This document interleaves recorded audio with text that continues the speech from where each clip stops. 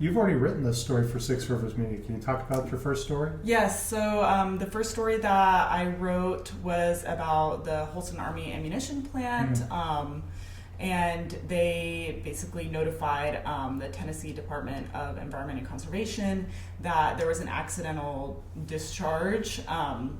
So the fire suppression system accidentally went off, and with that there were some energetic materials that may have gotten into the water, so they had to report that to the Division of Water Resources at TDEC. So I wrote about that and what kind of information they relate to TDEC.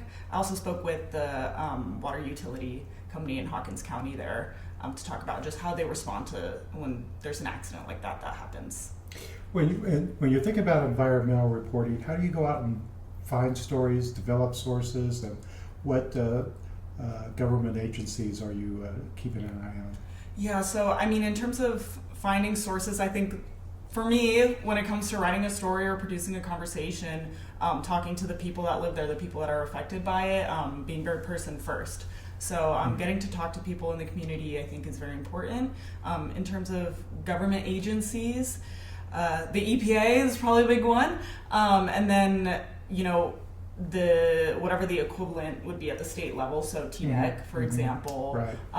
FEMA, and TEMA would be the state equivalent of that. So keeping an eye on disaster management agencies, emergency management agencies, which there are at the county level. There's definitely a plethora of those, but I would say those are the big ones.